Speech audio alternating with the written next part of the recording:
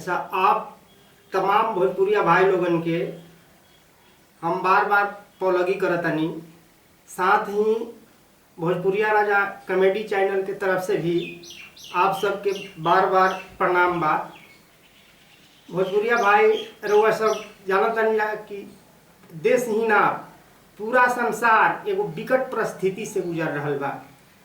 Corona काल चल रहल बा। एमे संसार में कितना क्षतिपूर्ति भइल, कितना लाभ हानि भइल, रउआ सब खुद जानतनी जाए। अच्छा, दू शब्द में हम कुछ बताई आ कुछ गाई, रउआ सब गौर करब जाए। ए कोरोना काल में केकरा कितना हानि भइल बा, सबके हानि भइल बड़ुए, जन जन के हानि पहुंचल बड़ुए। लेकिन कुछ भोजपुरिया भाषी नर नारी के विशेष रूप से हानि पहुंचल बा। कौना क्षेत्र में कैसे आई रउआ सबके हम बतावतानी। हमार भोजपुरिया भाई जवन की लगन में छूट के पूरी खाता रहा, छूट के प्लेट मारता रहा, इन साल तरस के रह गइलन। काहे कि लगन बंद बा, पूरी के बहनी तक ना भइल। कारण बा कोरोना, लगन बंद बा। उ मरखहवा काजर लगा के बहन लोग जवन दुल्हा परिषद खा काली माई तक गर्दा कबार देते रहे लोग, उ लोग के बड़ा पछतावा होत हुई कि इन साल लगन ऐसन भइल कि हमनी के धरौआ साड़ू धैले रह गइल बक्से में, पहिर के काली माई तक नाचे के ना मिलल, मटकोड़ के बेरी गाड़ी गावे के ना मिलल। उ पढ़निहार लड़किया लोग जवन पढ़े जाता लोग, स्कूल में ट्यूशन करता लोग, पढ़ाई पर कुछ कम ध्यान देता लोग, नया नया फिल्मी गीत पर तरह तरह के शादी गीत आ तिलक गीत छापता लोग। आ छाप के एगो मोटका कॉपी बना के आ केहू के तिलक आवता तो वह छातावा पर चढ़ के आ मार आँख मटकाई मटकाई नया नया धुन पर लोग गीत गावता, तरह तरह के फिल्मी धुन पर। सब पछता रहल बा कि इन साल हमनी के बनावल गीत धैले रह गइल। लेकिन का करब, आई हम ही कुछ गुनगुना के सुना देतनी।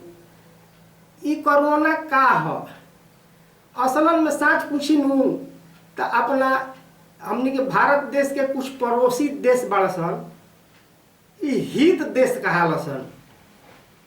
उ सारा का करल सन नू कि भारत के पाहुन समझेला सन आ रही कानवा में या नकिया में खोदत रहेला सन, तंग करत रहेला सन।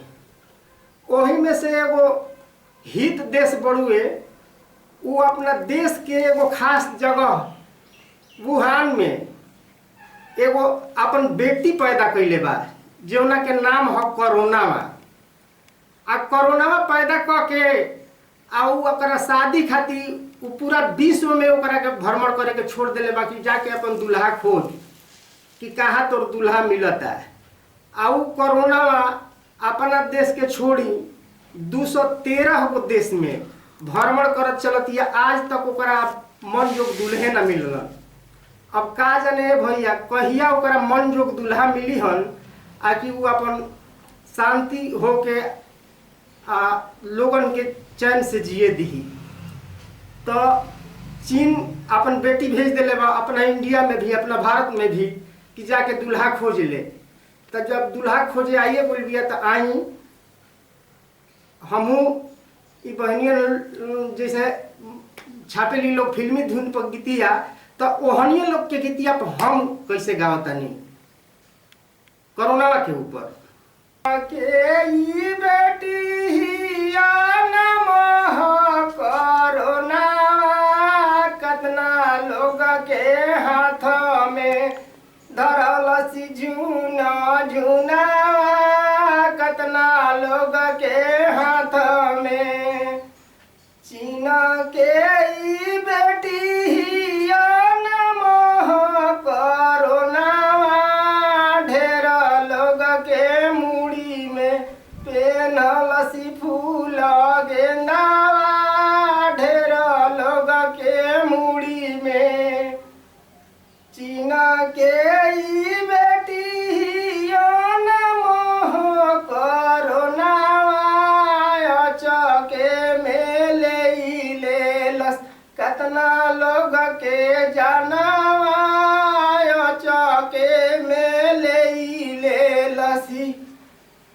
बेटी के भेजलसी चिनवा खोजे खाती पहुनावा ओकरा डरे बाजावे लोगे छिपा बर गुनावा ओकरा डरे बाजावे लोगे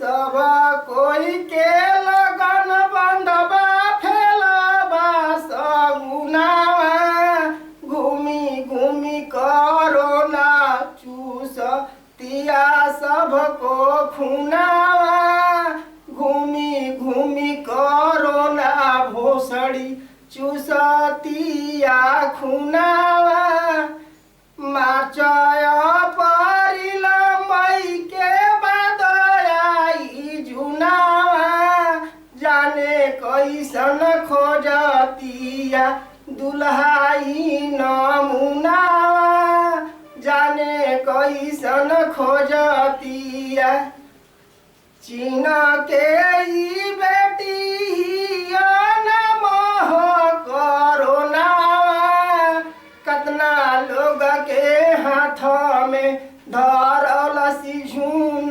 झुनावा ढेर लोग के मुड़ी में पेन्हलसी फूल गेनावा अचके में लेलस कतना लोग के जनावा अचके